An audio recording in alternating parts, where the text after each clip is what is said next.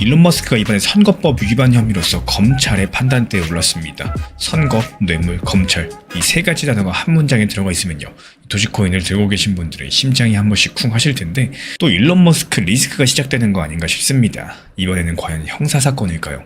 먼저 시계를 작년 봄으로 돌려보겠습니다. 지난 2025년 4월 미국의 위스콘신주에서 대법관을 뽑는 선거가 있었는데요.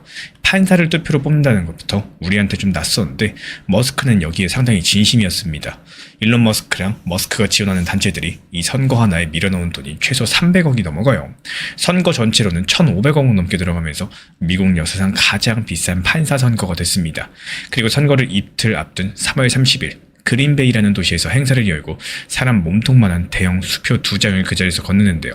한 장에 15억 원, 받은 사람 중에 한 명은 위스콘신의 대학생 공화당 조직 대표였고요. 이런 식으로 15억을 받은 사람이 모두 3명이었습니다. 그 전에 이런 것도 있었어요. 선거 2주 전부터 특정 청원에 서명만 하던 15만 원을 주는 이벤트도 돌렸었습니다. 근데 진짜 문제는 수표도 서명 이벤트도 아니었습니다. 불과 게시물 하나가 문제가 됐습니다. 일론 머스크가 소셜미디어에 이렇게 올립니다. 투표한 사람에게 15억을 주겠다라고요. 그리고 이 글이 하루 만에 지워졌습니다. 그리고 문구가 바뀌어서 다시 올라와요.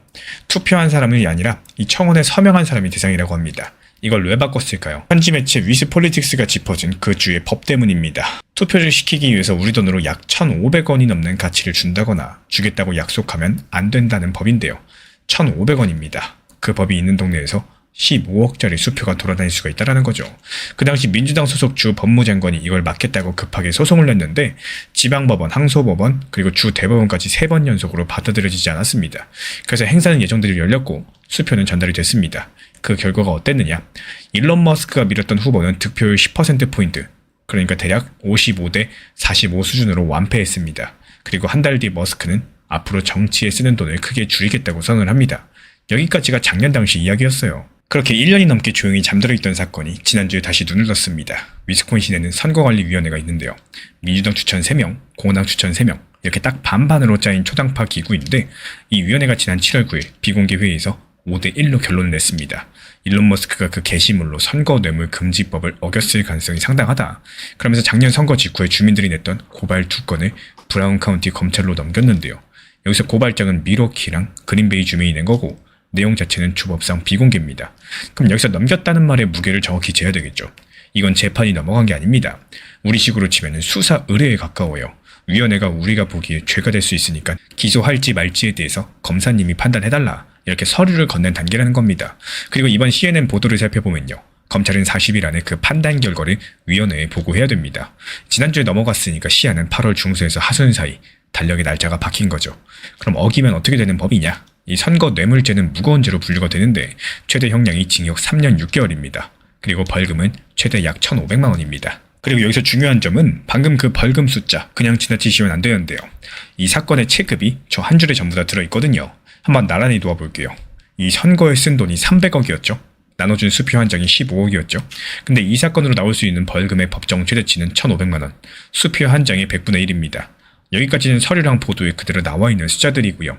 그리고 지금부터 한 줄은 제 해석입니다. 이 법이 가볍다는 게 아니라 이 사건이 일론 머스크의 지갑과 사업에 줄 수 있는 충격의 상한선이 처음부터 저만한 크기로 그어져 있다는 뜻이겠습니다.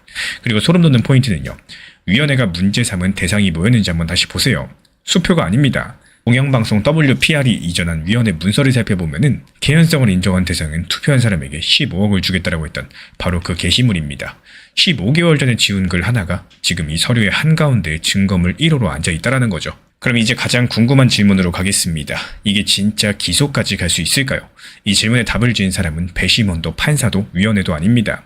이 브라운 카운티의 검사장 데이비드 라시라는 한 사람입니다.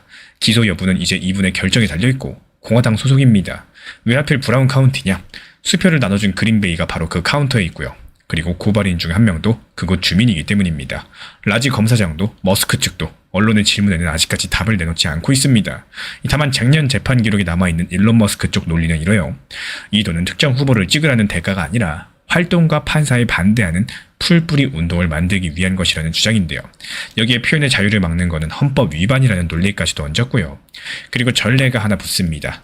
2024년 미국 대선 직전 일론 머스크 쪽은 위스콘신을 포함해가지고 경합주 7곳에서 거의 똑같은 방식으로 매일 15억 원을 주는 이벤트를 돌렸었는데, 필라델피아의 판사는 이게 불법 복권이라는 것들을 검찰이 입증하지 못했다면서 선거일까지 계속하게 해줬습니다. 위스콘신에서도 아까 보시는 것처럼 이 세 개의 법원이 사전에 제동을 걸지 않았었죠. 물론 이번에 결이 다른 부분도 분명히 존재하고 있어요.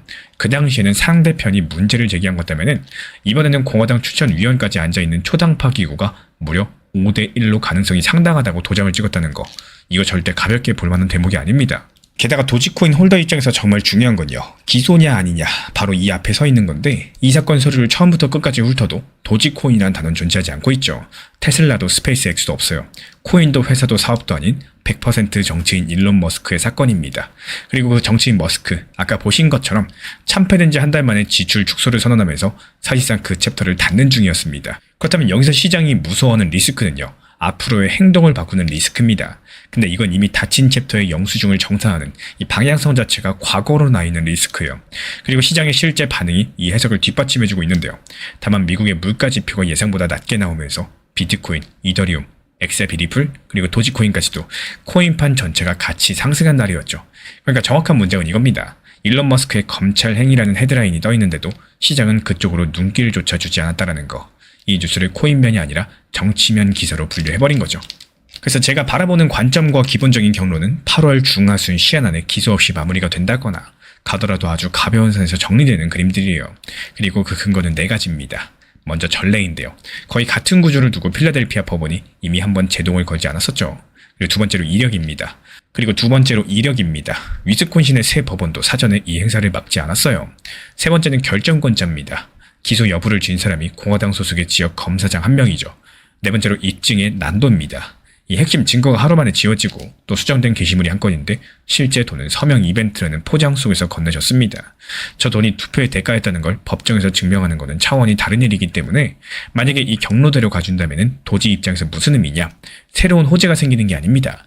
일론 머스크 형사 리스크라는 잠재적인 악재 하나가 8월이라는 유통기한과 함께 달력에서 지워지게 되는 겁니다. 결국에 이번 일은 기소가 아니라 검찰의 판단을 넘긴 단계인 거고, 그 답이 나오는 시한은 8월달 중하순입니다. 전례랑 처벌 구조, 결정권자까지도 놓고 봤을 때 이 사건이 도지코인의 사업적 재료를 건드릴 통로는 보이지 않기 때문에, 그리고 지금 시장은 이미 뉴스를 코인면이 아니라 정치면으로 분류해놨어요. 그럼 우리 구독자분들께 한번 여쭤보겠습니다. 8월달 그 시한의 날, 우리 구독자분들은 기소랑 불기소 중에 어느 쪽에 한 표를 던지실 건가요? 이 결과가 나오는 그날 서류 한 장이 도지코인의 어떤 의미인지 다시 한번 긴급 리뷰로서 다시 찾아뵙도록 하겠습니다. 알트코인이 어렵다 생각하면 끝도 없이 어려워지고요. 단순하게 접근하면 생각보다 쉽게 느껴질 수 있습니다.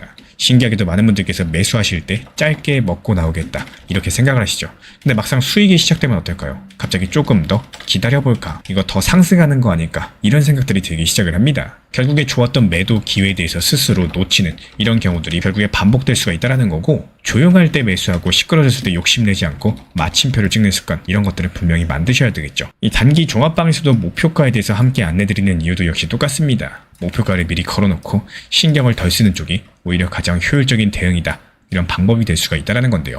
결국에 수십 퍼센트, 수백 퍼센트 수익도 팔지 못하면 아무런 의미가 없다는 사실 반드시 기억해 주셨으면 좋겠습니다. 지금 시장에서의 도지코인 같은 경우는 너무나도 수익 내기가 쉬운 상황입니다. 실제로 RSI 기준으로 보셨을 때 이 40 밑으로 떨어졌을 때 매수하시고요. 또 올라가면은 매도하고 나오고, 그리고 현금 보유하고 있다가 또 RSI 기준으로 이 저점까지 내려왔을 때 매수하셨다가 올라가면 또 팔고 나오고, 이것만 반복하셔도 도지코인으로 계속해서 엄청난 수익을 쌓을 수가 있습니다. 실제로 채널 차원에서 운영 중에 있는 단기 종합방도요, 인공지능 타점이랑 접목해가지고 가장 효율적으로 수익 낼 수 있는 도지코인, 이 타점에 대해서 말씀을 드리면서 지속적으로 수익을 내드리고 있는 상황이고요. 혹시나 이게 하락을 한다라고 할지라도 매수하고 나서 하락했다? 그렇다면 물타기 타점까지도 말씀드리면서 빠져나올 수 있도록 도움을 드리고 있습니다. 말 그대로 하락하면 사서 상승하면 팔고 나오고 있고요. 다른 종목들도 매도하면서 수익을 내고 있고, 그리고 시장 상황이 다소 좋은 경우에는요, 조금 비싸게 사더라도 더 비싸게 팔고 나오면 되겠죠. 이렇게 지속적으로 수익을 내드리고 있는 상황이기 때문에 이제 현금 들고 있다가 또 떨어지면은 매수할 예정입니다. 이렇게 도지코인이 1000원까지 급등하기 전까지는요, 이런 식으로 계속 수익을 내시다가 또 본격적인 상승 추세가 시작되면은 비중을 크게 늘려가지고 다시 한번 도지 1000원 갈 때까지 큰 수익 보고 나올 예정이기 때문에 이 도지코인 관련된 정보 타점방 관심 있으신 분들만 현재 보이는 번호로 신청 주시면 입장 도움 드리도록 하겠습니다. 구독과 좋아요만 부탁을 드릴게요.